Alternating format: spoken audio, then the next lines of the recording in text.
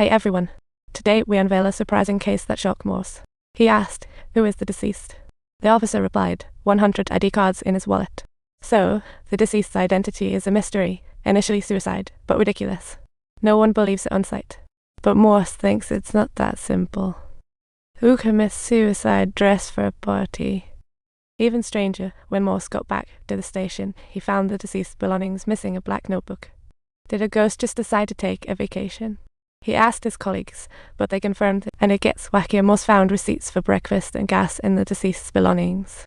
Did he plan to have a gourmet meal before if he really planned to self-destruct? Keeping those receipts is a terrible idea. With what we have so far, it looks like he likely didn't jump to his demise. In fact, a guy named Mick who drove a Lincoln stayed here. He's not a good driver. Yes, you heard right. On Morse's table, a card with numbers and words was found, but no Mona Lisa code on it. Next, he met the coroner, who said the deceased had a cracked skull and torn aorta. What a party. It seems the cause of death is as fuzzy as a dog in a fog, like walking into the mist of Mount Everest and not knowing what to do. Just when Morse felt he caught an important tip, when dialing Mick's number, the person on the line claimed the real Mick had already kicked the bucket. So, this guy wasn't the deceased. Then, Morse noticed the letters resembled a name abbreviation. On the incident day, an old man reported his daughter missing at the station. He claimed his daughter Frida Ireland had been missing for ages, matching Friday's word on the paper. No wonder Morse was puzzled. So, Morse suspected there might be a relationship between the two cases, but that idea seemed pretty far-fetched, and the inspector wasn't buying. But Morse hunted down Frida's dad, convinced the falling case wasn't straightforward. Before his daughter went missing, her dad told Morse that she had a colleague in Oxford who saw her with a guy. But who was that guy? Now Morse was starting to doubt his own theory. Could it be these two cases really had no connection at all? Shortly after, a lady cop stumbled upon the deceased Lincoln by the roadside. Neighbors said it had been parked there since yesterday morning. Oh boy, did they end up in the wrong neighborhood again. Morse found the car records and discovered it was registered to a man named Pettifer. Looks like this dude might just be the deceased's real identity. Yet, with the deceased's name and address, Morse didn't realize the investigation would be more complicated. Relationships a big mess. Morse found Pettifer's place and entered. Suddenly attacked, he wandered police fitness training. Upon waking, he was tied up by two strangers. What a mix-up. They immediately started beating him, like an action movie. They mistook Morse for Pettifer and demanded the safe code. Morse didn't know it. What a misunderstanding. Luckily, the secretary timely appeared, clearing Morse, sparing him a twisted physical comedy. Upon hearing he was a cop, those two strangers practically sprinted out of there. What a classic case of fleeing from the secretary. Morse learned Pettifer was a private investigator of infidelity, sent to spy on a cheating husband.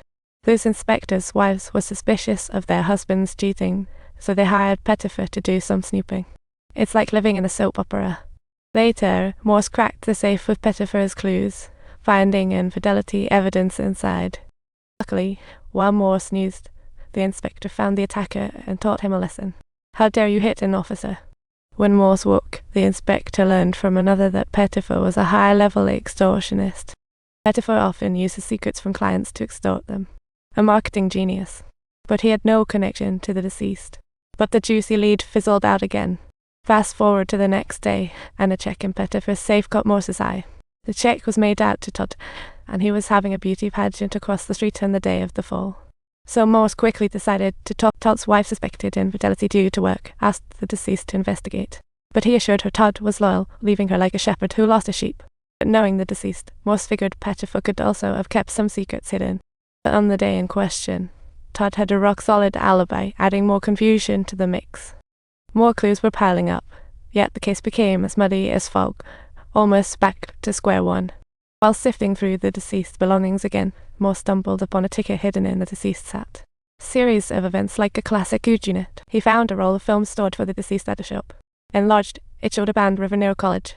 This area was notorious for a tree shadow incident, so the college barred approaches. Morse and the inspector walked along the river.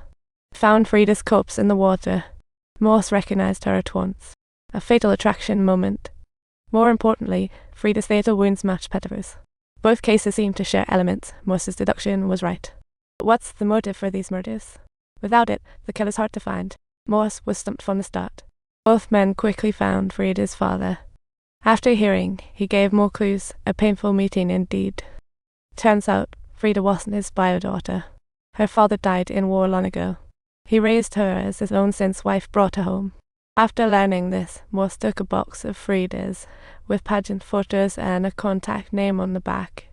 He rushed off to contact that man and inquired about Frida, only to find he had indeed photographed her a few times. Soon afterward, the man told Morse had sold Frida's pageant rep to an agency run by Todd. After the twist, the trail led back to Todd. He claimed to have seen too many ladies to remember Frida. Yet Morse felt Todd might be fishy.